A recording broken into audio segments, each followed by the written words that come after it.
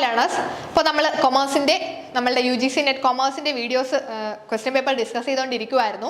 അപ്പോൾ നമ്മളൊരു 94th question വരെ കഴിഞ്ഞ ക്ലാസ്സിൽ ഡിസ്കസ് ചെയ്തു. അപ്പോൾ നമുക്കിന്ന് ബാലൻസ് നോക്കാം.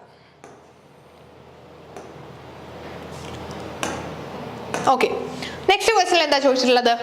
Which of the following exemption or deduction will not be available if SSC opt to be taxed under section 115 BAC for assessment year 2024-25. അതായത് 115 BAC ആണ്.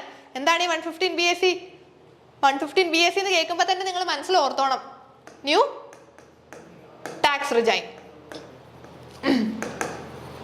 Okay, section 115 BAC new tax regime ആണ്. അപ്പോൾ ഈ ഒരു section 115 BAC പ്രകാരം ഏതൊക്കെ exemptions ആണ് ഈ ഒരു 115 BAC എടുക്കുന്നവർക്ക് കിട്ടാത്തത്? നമുക്കറിയാം, ഓൾഡ് റിജൈം എടുക്കുന്നവർക്ക് എല്ലാ എക്സംഷൻസും കിട്ടുമായിരുന്നു. പക്ഷേ ന്യൂ റിജൈമിൽ ഒരുപാട് എക്സംഷൻസ് അവർ എന്ത് ചെയ്തു? കട്ട് ചെയ്ത് മാറ്റി. പക്ഷേ നമുക്ക് ലിമിറ്റ് കൂടിയല്ലേ, 3 lakh വരെ ടാക്സ് കൊടുക്കണ്ട. പക്ഷേ എക്സംഷൻസ് ചിലതൊന്നും നമുക്ക് കിട്ടില്ല.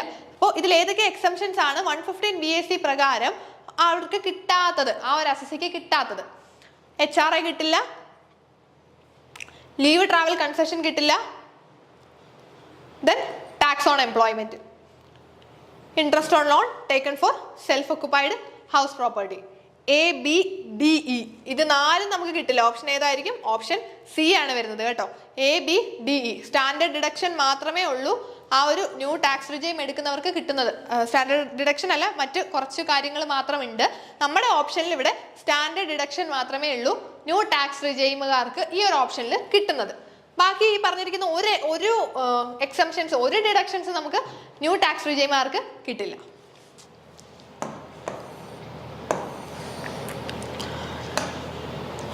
ഓക്കെ, നെക്സ്റ്റ് ക്വസ്റ്റ്യൻ എന്താ ചോദിച്ചിട്ടുള്ളത്?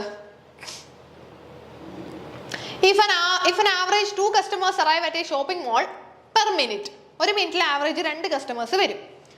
What is the probability that in a given minute exactly 4 customers will arrive? ഒരു നിശ്ചിത സമയത്ത് ഒരു given മിനിറ്റിൽ 4 കസ്റ്റമേഴ്സ് വരാനുള്ള സാധ്യത, 4 കസ്റ്റമേഴ്സ് വരാനുള്ള പ്രോബബിലിറ്റിയാണ് ചോദിച്ചേക്കുന്നത്. ഇവിടെ ഈ e⁻² 0.1353 പറഞ്ഞിട്ടുണ്ട്. അപ്പോൾ നമുക്ക് ഇങ്ങനെ വരുമ്പോൾ ഒരു ഇക്വേഷൻ എങ്ങനെയായിരിക്കും വരുന്നത്? P of 4 ആണല്ലേ, 4 കസ്റ്റമേഴ്സ് വരാനുള്ള പ്രോബബിലിറ്റി അല്ലേ പറഞ്ഞേക്കുന്നത്. അത് എങ്ങനെ വരും? -2 into 2⁻⁴ divided by 4 factorial. ഇങ്ങനെയാണ് നമ്മുടെ ഇക്വേഷൻ ഇവിടെ ഫോം ചെയ്യാനായിട്ട് പറ്റുന്നത്. e⁻² into 2⁴. 2⁴ എന്ന് പറയാൻ കാരണം ഒരു മിനിറ്റിൽ 2 പേര്, ആവറേജ് 2 പേരാണ്. നമുക്ക് വേണ്ടത് എത്രയാണ്? 4 കസ്റ്റമേഴ്സ് വരാനുള്ള പ്രോബബിലിറ്റിയാണ് ചോദിച്ചേക്കുന്നത്. സോ 2⁴ divided by 4 factorial ആണ് പറഞ്ഞേക്കുന്നത്. അപ്പോൾ നമുക്ക് ഈ ഇക്വേഷൻ എങ്ങനെ ചെയ്യാം? P of 4 is equal to ഈ ഓൾറെഡി നമുക്ക് e⁻² ഇവിടെ തന്നിട്ടുണ്ട്, 0.1353 ആണ്. 353 ഇൻറ്റു 2⁴ എത്രയാണ്? 2 into 2 into 2 into 2 16 വരും. Divide by 4 factorial. 4 ഫാക്ടോറിയൽ എങ്ങനെ കണ്ടുപിടിക്കും? 1 into 2 into 4, 1 into 2 into 3 into 4 ആയിരിക്കും 4 ഫാക്ടോറിയൽ. അവിടെ 24 ആയിരിക്കും വരുന്നത് 4 ഫാക്ടോറിയൽ. അപ്പം നമുക്കിത് ആൻസേഴ്സ് ഒന്ന് സോൾവ് ചെയ്യുമ്പോൾ നമുക്ക് കിട്ടുന്ന ആൻസർ 0.0902 എന്ന് ആൻസർ കിട്ടും. 0.0902 ഏതാണ്? ഓപ്ഷൻ 2 ആണ് ഇവിടുത്തെ കറക്റ്റ് ആൻസർ ആയിട്ട് വരുന്നത്. ഓക്കെ, സോ ഇവിടെ 4 കസ്റ്റമേഴ്സ് വരാനുള്ള പ്രോബബിലിറ്റി 0.0902.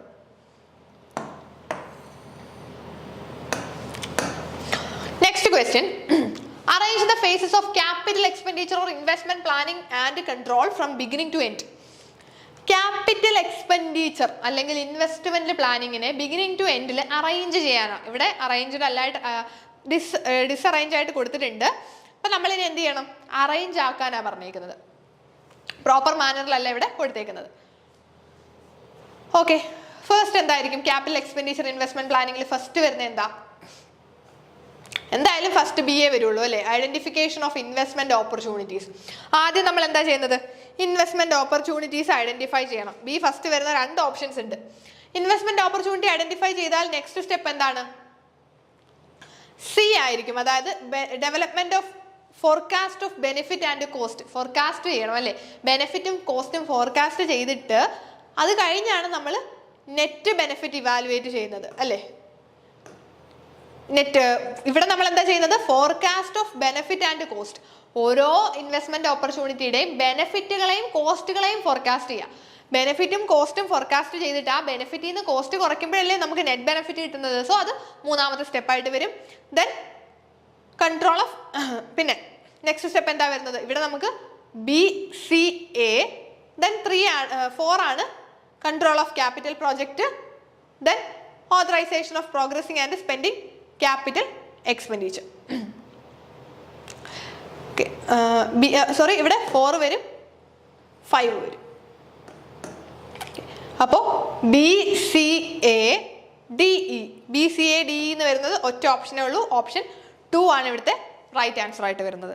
നോക്കിയേ എങ്ങനെയൊക്കെ വരും. ഫസ്റ്റ് നമ്മൾ ഇൻവെസ്റ്റ്മെന്റ് ഓപ്പർച്യൂണിറ്റി ഐഡന്റിഫൈ ചെയ്യുക. നെക്സ്റ്റ് ഓരോന്നിൻ്റെയും ബെനിഫിറ്റും കോസ്റ്റും നമ്മൾ ഐഡന്റിഫൈ ചെയ്യണം. ദെൻ അതിൽ നിന്നും നെറ്റ് ബെനിഫിറ്റ് കണ്ടുപിടിക്കണം. ദെൻ നമ്മൾ എന്താ ചെയ്യുന്നത്?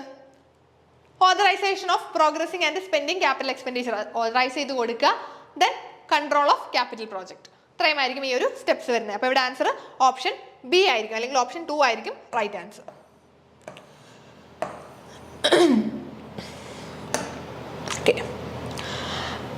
Next question, arrange the following international organizations according to their year of formation from earlier to latest. ഈ ഒരു ഇന്റർനാഷണൽ ഓർഗനൈസേഷൻസിന്റെ ഇയർ ഓഫ് ഫോർമേഷൻ അനുസരിച്ചിട്ട് അറേഞ്ച് ചെയ്യണം. അപ്പോൾ അത് അറേഞ്ച് ചെയ്യണമെങ്കിൽ നമുക്ക് എന്ത് വേണം? ഇതൊക്കെ ഏത് വർഷമാണ് വന്നതെന്ന് പ്രോപ്പറായിട്ട് അറിഞ്ഞിരിക്കണം, അല്ലേ?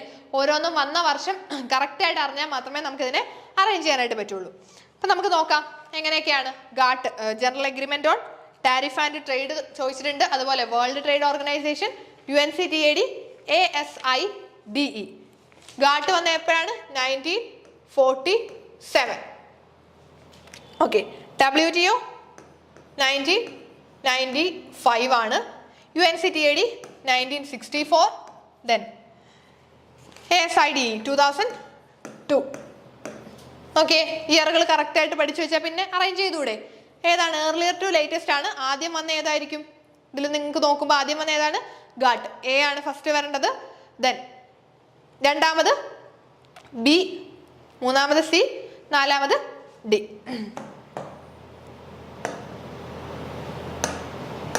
അപ്പോൾ ABCD അവിടെ കറക്റ്റ് ആൻസർ ആയിട്ട് വരുന്നത് ഓപ്ഷൻ ACBD ഓപ്ഷൻ 2 ആണ് ഇവിടെ കറക്റ്റ് ആയിട്ട് വരുന്നത്. നിങ്ങൾക്ക് ഒന്നും കൂടി ക്ലിയർ ആയിട്ട് ഞാൻ വരച്ചു തരാം, എഴുതി തരാം. ഓക്കെ,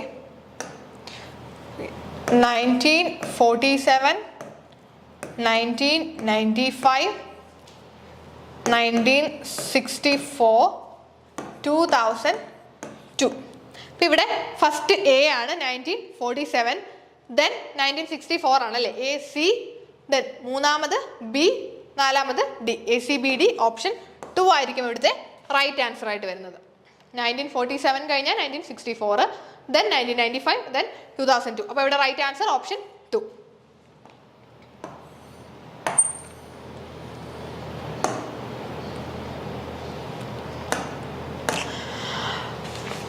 നെക്സ്റ്റ് ക്വസ്റ്റ്യൻ നമുക്ക് മാച്ച് ദ ഫോളോയിങ് ആണ്. ഇന്റർനാഷണൽ ബിസിനസ് അപ്രോച്ചുകളെ പറ്റിയിട്ട് പറഞ്ഞിട്ടുണ്ട്.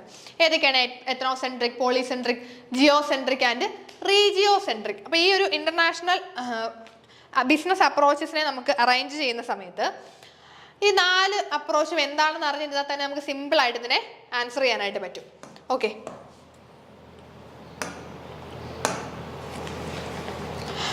ഇപ്പൊ ഇവിടെ എത്നോസെൻട്രിക് അപ്രോച്ച് എന്താണ്? എത്നോസെൻട്രിക്കിന്റെ പ്രത്യേകത, domestic companies view foreign market as an extension to domestic market. Okay, അപ്പോൾ A 2 ആയിട്ട് വരും. ദെൻ പോളിസെൻട്രിക്കിന്റെ പ്രത്യേകത എന്താ? Polycentric companies establish foreign subsidiary and empower their executive. അത് പോളിസെൻട്രിക് ആണ് അല്ലേ? ദെൻ റീജിയോസെൻട്രിക് എന്താണ്? Subsidiaries consider regional environment for policy strategy formulation. Geocentric ആണ് company view the entire world as a single country. Entire വേൾഡിനെയും single country ആയിട്ട് കാണുന്നത് ഏത് centric approach ആണ്? Geocentric approach. അപ്പോൾ D3 വരും. അപ്പോൾ A2B1, A2B1, then C4 and D3. Option 1 ആയിരിക്കും ഇവിടുത്തെ കറക്റ്റ് ആൻസർ ആയിട്ട് വരുന്നത്. സോ ഓപ്ഷൻ 1 അല്ലെങ്കിൽ ഓപ്ഷൻ A ആണ് ഇവിടെ right answer. Okay, next question. In which book Alfred Marshall has for the first time used the term the word terms of trade? Alfred Marshall terms of trade എന്ന് പറഞ്ഞൊരു വാക്ക് ആദ്യമായിട്ട് use ചെയ്ത് ഇതിൽ ഏത് ബുക്കിലാ? യെസ്, ഏതായിരിക്കും? Principles of economics. സിമ്പിൾ അല്ലേ, നമുക്ക് എല്ലാവർക്കും അറിയാവുന്നതാണ് അല്ലേ? ആൽഫ്രഡ് മാർഷലിന്റെ പ്രിൻസിപ്പിൾസ് ഓഫ് എക്കണോമിക്സിലാണ് ഫസ്റ്റ് ടൈം ഈ ടേംസ് ഓഫ് ട്രേഡ് എന്ന് പറഞ്ഞ വേർഡ് വന്നിട്ടുള്ളത്. ഓക്കെ, നെക്സ്റ്റ് ക്വസ്റ്റ്യൻ നിങ്ങളൊന്ന് ശ്രദ്ധിച്ചോണം. ഇവിടെ പ്രോപ്പർ സീക്വൻസിൽ ഈ ലോജിസ്റ്റിക്സ് ഡിസിഷൻസിനെ പ്രോപ്പർ സീക്വൻസ് ആക്കാനാണ് പറഞ്ഞിട്ടുള്ളത്.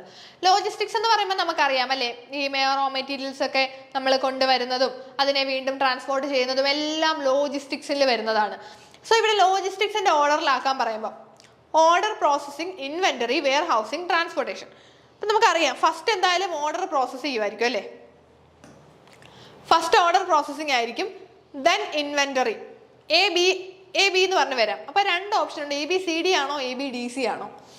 ദെൻ വെയർ ഹൗസ് കഴിഞ്ഞാണോ ട്രാൻസ്പോർട്ടേഷൻ, അതോ ട്രാൻസ്പോർട്ടേഷൻ കഴിഞ്ഞാണോ വെയർ ഹൗസിംഗ്? ഇവിടെ നമുക്ക് കൺഫ്യൂഷൻ വരാം അല്ലേ? കാരണം എന്താ, ട്രാൻസ്പോർട്ടേഷൻ ഏതാണെന്ന് എടുത്ത് പറഞ്ഞിട്ടില്ല. ഇൻവേർഡ് ആണോ ഔട്ട്വേർഡ് ആണോ? ഇൻവേർഡ് ആയിരുന്നെങ്കിൽ ഇവിടെ നമുക്ക് ഇൻവെന്ററി കഴിഞ്ഞ് ട്രാൻസ്പോർട്ടേഷൻ ദെൻ വെയർ ഹൗസിംഗ് വരും. അതായത് നമ്മൾ ഇങ്ങോട്ട് കൊണ്ടുവരും അല്ലേ, മെറ്റീരിയൽസ് ഇങ്ങോട്ട് കൊണ്ടുവരുവാണ്. ഇനി ഔട്ട്വേർഡ് ആണെങ്കിലോ ട്രാൻസ്പോർട്ടേഷൻ നമ്മൾ നമ്മളുടെ ആ ഒരു വെയർ ഹൗസിൽ നിന്ന് പുറത്തേക്ക് കൊണ്ടുപോകുക. അപ്പൊ നമ്മൾ ABCD എന്നായിരിക്കും വരുന്നത്. അപ്പൊ ഇത് ഇൻവേർഡ് ആണോ ഔട്ട്വേർഡ് ആണോ എന്ന് നിങ്ങൾ ചിന്തിച്ചിട്ടുണ്ടായിരിക്കും. അങ്ങനെ ചിന്തിക്കുമ്പോൾ നിങ്ങൾ ശ്രദ്ധിക്കണം, ഇവിടെ എന്താണ് പറഞ്ഞിട്ടുള്ളത്? മാർക്കറ്റിംഗ് ലോജിസ്റ്റിക്സ് ആണ്. മാർക്കറ്റിംഗ് ലോജിസ്റ്റിക്സ് എന്ന് പറയുമ്പോൾ മാർക്കറ്റിംഗ് കസ്റ്റമേഴ്സിന്റെ അടുത്തേക്ക് എത്തിക്കാനുള്ള ലോജിസ്റ്റിക്സ് അല്ലെ, കസ്റ്റമേഴ്സിന്റെ അടുത്ത് എത്തിക്കണം. മാർക്കറ്റിംഗ് ലോജിസ്റ്റിക്സിൽ വരുമ്പോൾ നമ്മൾ എപ്പോഴും ഔട്ട്വേർഡ് ആയിരിക്കും വരുന്നത്. അപ്പോൾ ഇവിടെ ABCD വെയർ ഹൗസ് കഴിഞ്ഞായിരിക്കും ട്രാൻസ്പോർട്ടേഷൻ. അപ്പൊ ഇവിടെ ABCD എന്നായിരിക്കും ആൻസർ വരുന്നത്. ഓപ്ഷൻ 1 ആണ് ഇവിടുത്തെ correct answer.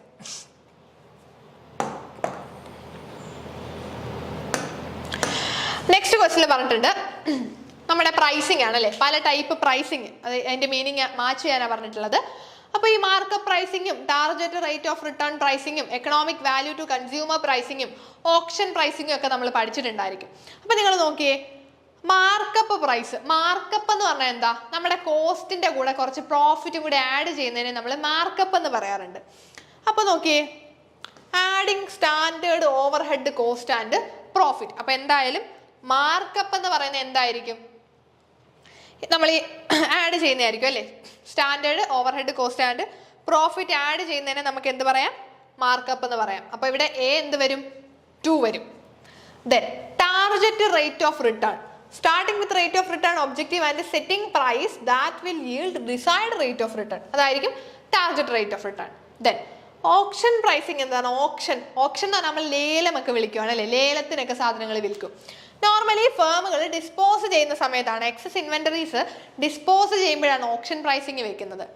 Economic value to customer pricing ആണ് adding host of inputs such as buyers image of the product, performance, warranty, quality, customer support and other software attributes. അപ്പോൾ ഇങ്ങനെ A2 വരും, B1, C4, D3. Option ഏതാണ്? Option 3 ആയിരിക്കും ഇവിടുത്തെ correct answer. A2, B1, C4 and D3.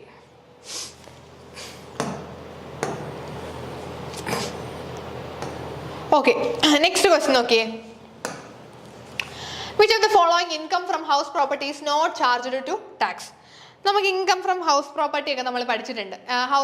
PGBPയും പല heads നമ്മൾ പഠിച്ചിട്ടുണ്ട് അല്ലേ. നമ്മുടെ ഇൻകം ടാക്സിലെ കുറേ ഹെഡ്സ് ഉണ്ട്. Income from salary, income from house property, PGBP, then capital gain, income from other source, അങ്ങനെ 5 ഹെഡ് നമ്മൾ പഠിച്ചിട്ടുണ്ട്. അപ്പോൾ ഇവിടെ ഹൗസ് പ്രോപ്പർട്ടി ഇൻകം ആയിട്ട് ചാർജ് ചെയ്യാത്തത് ഇതിൽ ഏതൊക്കെ ഇൻകം ആണെന്നാണ് അത് നമ്മൾ പ്രോപ്പറായിട്ട് അത് പഠിച്ചിട്ടുണ്ട്. നമ്മുടെ ക്ലാസ്സസിലൊക്കെ, നമ്മളുടെ റെക്കോർഡഡ് ക്ലാസ്സസിലാണെങ്കിലും വീഡിയോസിലും അതെല്ലാം പറഞ്ഞു പോയിട്ടുണ്ട്. ഏതൊക്കെ ഇൻകംസ് ആണ് ഹൗസ് പ്രോപ്പർട്ടിയിൽ ചാർജ് ചെയ്യാത്തത്. ഫാം ഹൗസിലെ ഇൻകം നമ്മൾ ഹൗസ് പ്രോപ്പർട്ടി ചാർജ് ചെയ്യാറില്ല.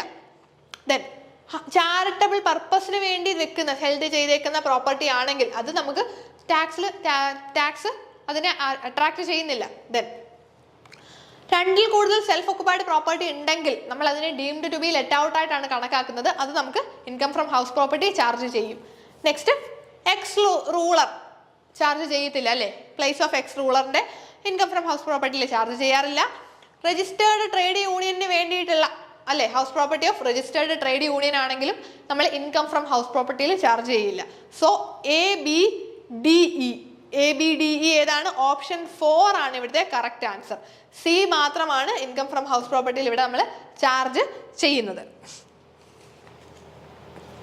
ഓപ്ഷൻ 4 ആയിരിക്കും ഇതിന്റെ correct answer. Okay, next question നോക്കിയേ. An agreement which is enforceable by law at the option of one or more of the parties but not at the option of the others. Simple. ഏതാണ്? voidable contract അല്ലേ? enforceable by the law at the option of one or more parties എന്ന് കേട്ടാൽ തന്നെ നമുക്കറിയാം voidable ആണ് അല്ലേ? അത് valid ആകാം, void ആകാം. അതാ അഗ്രീവ്ഡ് പാർട്ടിയുടെ ഓപ്ഷനിലാണ് അതിനെ വാലിഡ് ആക്കണോ void ആക്കണോ എന്നുള്ളത്. സോ ഇവിടെ ഓപ്ഷൻ സി ആയിരിക്കും correct answer. Next question match the following ആണ്. നമ്മുടെ തിയറീസ് ഓഫ് മോട്ടിവേഷൻ തിയറി പലതുണ്ട് അല്ലെ? അത് ആരൊക്കെയാണ് കൊണ്ടുവന്നത്? ഓരോ തിയറിയുടെയും പ്രൊപ്പൗണ്ടേഴ്സിനെ മാച്ച് ചെയ്യാനാണ് പറഞ്ഞേക്കുന്നത്. നീഡ് ഹയറാർക്കി ആരാണ്? എബ്രഹാം മാസ്ലോ അല്ലേ need hierarchy theory. Then ERG theory ആരുടെയാണ്? ERG തിയറി ആൾഡഫേഴ്സിന്റെ അല്ലേ ERG theory. Okay, then psycho analytic theory, 2 factor theory. 2 factor theory നിങ്ങൾ പഠിച്ചിട്ടുണ്ടായിരിക്കും. ആരുടെയാണ്? ഹേഴ്സ്ബർഗിന്റെ അല്ലേ 2 factor theory. Okay, then psycho analytic theory ആരുടെയാണ്? Sigmund Freud. അപ്പൊ എന്താണ് ആൻസർ വരുന്നത്? A3B1. A3B1 വരുന്ന ഒറ്റ ഓപ്ഷനേ ഉള്ളൂ. അപ്പൊ തന്നെ നമുക്ക് ആൻസറിൽ എത്താം. പിന്നെ C2 and D4. Option B ആണ് ഇവിടുത്തെ correct answer. Okay, next question നോക്കാം. Who has defined economics as a science which study human behavior as a relationship between the ends and scarce means which have alternative uses? ഈ ഒരു statement പറഞ്ഞത് ആരാ? എക്കണോമിക്സിനെ ഇങ്ങനെ define ചെയ്തത് ആരാണ്? Lionel Robbins. നമ്മൾ കൊച്ചു ക്ലാസ്സുകളിൽ +1 എക്കണോമിക്സ് ആദ്യമായിട്ട് പഠിച്ചു തുടങ്ങിയപ്പോൾ ലയണൽ റോബിൻസിന്റെ ഈ ഒരു ഡെഫിനിഷനിൽ നിന്നാണ് നമ്മൾ എക്കണോമിക്സിൽ തുടങ്ങിയത്. ഓക്കെ, അപ്പൊ അവിടെ ഓപ്ഷൻ 3 ആയിരിക്കും കറക്റ്റ് ആൻസർ. ഓക്കെ, നെക്സ്റ്റ് നമ്മുടെ ഡിസിഷൻ മേക്കിംഗ് പ്രോസസ്സിലെ സ്റ്റെപ്സിനെ ഒന്ന് അറേഞ്ച് ചെയ്യാനാണ് പറഞ്ഞിട്ടുള്ളത്. ഡിസിഷൻ മേക്കിങ്ങിനകത്ത് നമ്മൾ എന്താണ് ആദ്യം ചെയ്യുന്നത്? ഫസ്റ്റ് സ്റ്റെപ്പ് എന്തായിരിക്കും? ഓക്കെ, ഇവിടെ നിങ്ങളൊരു പ്രത്യേകത, ഈ ഒരു ക്വസ്റ്റിന് ഒരു പ്രത്യേകതയുണ്ട്. എന്താണ്? Last to first order. എന്താ പറഞ്ഞേക്കുന്നത്? ലാസ്റ്റിൽ നിന്ന് ഫസ്റ്റിലോട്ട് അറേഞ്ച് ചെയ്യാനാ. പെട്ടെന്ന് നമ്മൾ എന്ത് ചെയ്യും? ഫസ്റ്റിൽ നിന്ന് ലാസ്റ്റിലോട്ട് അറേഞ്ച് ചെയ്ത് വെക്കും. അപ്പൊ നമുക്ക് അവിടെ ഒരു ഫോൾട്ട് വരാം. അപ്പൊ ഇവിടെ ഒരു ക്വസ്റ്റിന്റെ പ്രത്യേകത ലാസ്റ്റ് ടു ഫസ്റ്റ് ഓർഡറിൽ അറേഞ്ച് ചെയ്യാനാണ് പറഞ്ഞേക്കുന്നത്. ലാസ്റ്റിൽ നിന്ന് ഫസ്റ്റിലോട്ട് അറേഞ്ച് ചെയ്യണം. അപ്പൊ ഒന്ന് നോക്കിയേ, ഇതിനകത്തെ ലാസ്റ്റ് എന്തായിരിക്കും വരുന്നത്? ലാസ്റ്റ് സെൻസിറ്റിവിറ്റി അനാലിസിസ് ആയിരിക്കും ലാസ്റ്റ് നമ്മൾ ചെയ്യുന്നത്. ഓക്കെ, ഇനി ഇങ്ങനെ നിങ്ങൾക്ക് ചെയ്യാനായിട്ട് പാടാണെങ്കിൽ ഒന്നും ചെയ്യണ്ട, നമുക്ക് ഫസ്റ്റ് ടു ലാസ്റ്റിലോട്ട് ഒന്ന് അറേഞ്ച് ചെയ്യാം. എന്നിട്ട് തന്നെ ലാസ്റ്റിൽ നിന്ന് ഫസ്റ്റിലോട്ട് ആക്കിയാൽ പോരെ. നോക്കിയേ, ഫസ്റ്റ് നമ്മൾ എന്താ ചെയ്യുന്നത്? Determining the objectives. ഫസ്റ്റ് നമ്മൾ ഒബ്ജക്റ്റീവ് ഡിറ്റർമൈൻ ചെയ്യും. ദെൻ എക്സ്പ്ലോറിങ് അവൈലബിൾ ഓൾട്ടർനേറ്റീവ്സിനെ നോക്കും. നമ്മുടെ ഒബ്ജക്റ്റീവ് എന്താണെന്ന് ഐഡന്റിഫൈ ചെയ്യുന്നു. ദെൻ അവൈലബിൾ ഓൾട്ടർനേറ്റീവ്സിനെ നോക്കുന്നു. ദെൻ നമ്മൾ എന്താ ചെയ്യുന്നത്? Assessing the consequence of various alternative. ഓരോ ഓൾട്ടർനേറ്റീവ്സിന്റെയും കോൺസിക്വൻസുകളെ പറ്റിയിട്ട് അസസ്മെന്റ് നടത്തുന്ന. ദെൻ നമ്മൾ എന്താ ചെയ്യുന്നത്? Choosing the best alternative. Then performing sensitivity analysis. ഇങ്ങനെയല്ലേ നമ്മളുടെ ഡിസിഷൻ മേക്കിംഗ് ഓർഡർ പോകുന്നത്. ഇനി ഇതിനെ ക്വസ്റ്റിനിൽ പറഞ്ഞേക്കുന്ന ലാസ്റ്റ് ടു ഫസ്റ്റിലോട്ട് എടുക്കാനാ അല്ലേ? ലാസ്റ്റ് ടു ഫസ്റ്റ് എടുക്കാം. അപ്പൊ നമുക്ക് ആദ്യം വരുന്നത് അവസാനത്തെ സ്റ്റെപ്പാണ്. അപ്പൊ ബി നമുക്ക് ആദ്യം വരണം. ബി ആദ്യം വരുന്ന രണ്ടെണ്ണം ഉണ്ട് ഇവിടെ options. B, D, E, A, C. B, D, E, A, C എന്ന് പറയുമ്പോൾ ഓപ്ഷൻ 4 ആയിരിക്കും അവിടെ കറക്റ്റ് ആൻസർ ആയിട്ട് വരുന്നത്. ഓപ്ഷൻ 4 ആണത്തെ റൈറ്റ് ആൻസർ. കാരണം ലാസ്റ്റ് ടു ഫസ്റ്റ് ഓർഡർ ആണ്. അവസാനത്തെ സ്റ്റെപ്പ് ആദ്യം എഴുതണം. Sensitivity analysis, then choosing the best alternative, assessing consequence of various alternative, exploring the available alternative, determining the objectives. Clear?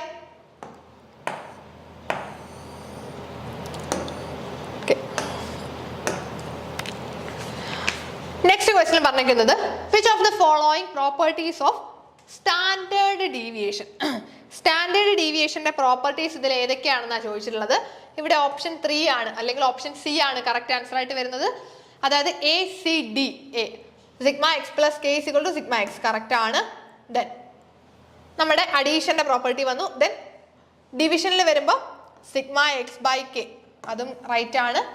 Then D multiplication. അപ്പോൾ A C D option 3 ആണ് ഇവിടുത്തെ correct answer. Standard ഡീവിയേഷന്റെ പ്രോപ്പർട്ടീസാണ് ചോദിച്ചിട്ടുള്ളത്. So option 3.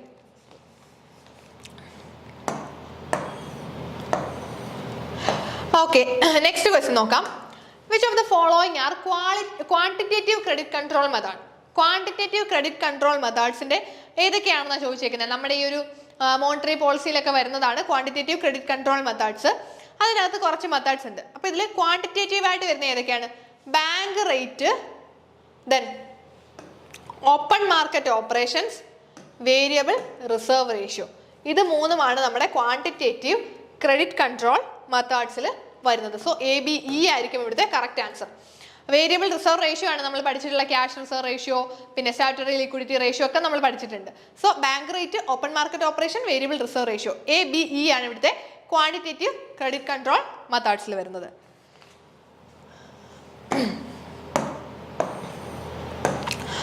Okay, next question നോക്കാം. The concept of product life cycle is based on few key assumption. Product life സൈക്കിളിന്റെ assumptions ആണ്. Product life cycle ഒക്കെ നമ്മളൊരു ഫിഗർ, ഒരു ഗ്രാഫ് വരച്ചൊക്കെ പഠിച്ചിട്ടുണ്ട് അല്ലേ? ഓരോ stages, introduction, growth, then maturity, saturation, decline എന്ന് പറഞ്ഞിട്ട് 5 സ്റ്റേജസ് ഒക്കെ വരച്ച് പഠിച്ചിട്ടുള്ളത്. അപ്പോൾ ഇവിടെ ഏതൊക്കെയാണ് നമ്മുടെ പ്രോഡക്റ്റ് ലൈഫ് സൈക്കിളിന്റെ അസംപ്ഷൻസിൽ വരുന്നത്? Product have A limited life assumption ആണ് അല്ലേ? എല്ലാ പ്രോഡക്റ്റിനും ഒരു ലിമിറ്റഡ് ലൈഫേ ഉള്ളൂ. അതുകൊണ്ടല്ലേ ആ ഒരു ഗ്രാഫ് വീണ്ടും താഴോട്ട് പോകുന്നത്. Okay, then product sales pass through distinctive stages, each passing different challenges, opportunity and problems. ഓരോ സ്റ്റേജിൽ കൂടെയും അല്ലേ ഈ ഒരു പ്രോഡക്റ്റ് കടന്നു പോകുന്നത്? യെസ്, അതും നമ്മുടെ അസംപ്ഷൻ ആണ്. Then it occupies most desirable position in consumers mind, making the brand most impregnable. Correct ആണോ? അല്ല, അത് നമ്മുടെ പ്രോഡക്റ്റ് ലൈഫ് സൈക്കിളിന്റെ ഒരു അസംപ്ഷനിൽ വരുന്നില്ല. it directs outpost to protect a weak front and support a possible counter attack. വരുന്നില്ല. Product rise and fall at different stages of cycle. Simple, അത് നമുക്കറിയാം. പ്രോഡക്റ്റ് റൈസും ഫോളും ഒക്കെ ചെയ്യാറുണ്ട്. നമ്മളിങ്ങനെ ഒരു ഗ്രാഫ് വരച്ചിട്ട് ഈ ഒരു രീതിയിൽ ഇങ്ങനെ പോകും അല്ലേ? ഓരോ സ്റ്റേജസിന്റെയും ഗ്രാഫ് ഇങ്ങനെ പോകാറുണ്ട്. അപ്പോൾ പ്രോഡക്റ്റ് റൈസും ഫോളും ചെയ്യുന്നുണ്ട്. എ ബി ഇ ആയിരിക്കും ഇവിടുത്തെ കറക്റ്റ് ആൻസർ. ഓപ്ഷൻ 4 ആണ് ഇവിടെ ആൻസർ ആയിട്ട് വരുന്നത്.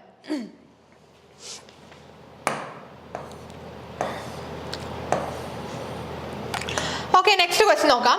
What are the two number whose arithmetic mean 18 and harmonic mean 16? Arithmetic mean 18 ഉം harmonic mean 16 ഉം വരുന്ന രണ്ട് നമ്പേഴ്സ് ഇതിൽ ഏതൊക്കെയാണ്? ഇതിൽ നമുക്ക് arithmetic mean-ന്റെ ഇക്വേഷൻ എന്താണ്? a plus b by 2 അല്ലേ arithmetic mean. ഇനി harmonic mean എന്താണ്? 2ab divided by a plus b അല്ലേ harmonic mean-ന്റെ ഇക്വേഷൻ. ഓക്കെ, ഇവിടെ അരിത്തമെറ്റിക് മീനും ഹാർമോണിക് മീനും ഈ 24 അരിത്തമെറ്റിക് മീനും 18 അരിത്തമെറ്റിക് മീനും 16 ഹാർമോണിക് മീനും വരുന്ന രണ്ട് നമ്പേഴ്സ് ഇതിൽ ഏതൊക്കെയാണെന്നാണ് ചോദിച്ചിട്ടുള്ളത്. നമുക്കിവിടെ ആൻസർ ആയിട്ട് കറക്റ്റ് ഓപ്ഷൻ 3 ആയിരിക്കും കറക്റ്റ് ആൻസർ. കാരണം നോക്കാം, നമുക്കൊന്ന് സബ്സ്റ്റിറ്റ്യൂട്ട് ചെയ്ത് നോക്കാം. Arithmetic mean 24 plus 12 divided by 2 എത്ര വരും? 36 by 2 എത്ര കിട്ടും? 18. അരിത്തമെറ്റിക് മീൻ 18 കിട്ടിയല്ലോ. ഇനി ഹാർമോണിക് മീൻ നോക്കിയേ. 2 into 24 into 12 divided by 24 plus 12 എത്ര വരും? 16 ആയിരിക്കും നമ്മുടെ ആൻസർ. അപ്പോൾ ഹാർമോണിക് മീൻ 16 കിട്ടിയല്ലോ. അപ്പോൾ ഇവിടെ ആൻസർ 24 ആൻഡ് 12 ആണ് ക്വസ്റ്റ്യന്റെ ആൻസർ ആയിട്ട് വരുന്നത്. ഓപ്ഷൻ സി ആയിരിക്കും.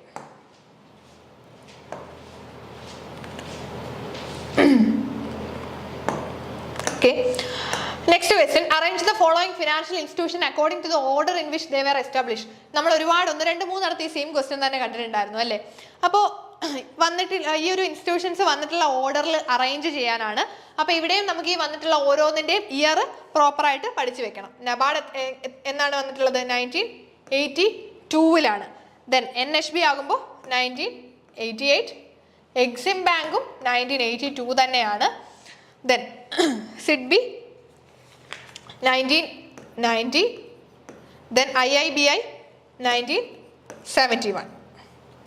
അപ്പം എങ്ങനെയായിരിക്കും ഓർഡറിൽ അറേഞ്ച് ചെയ്യുന്നത്? ഫസ്റ്റ് ഏതാണ് വരുന്നത്?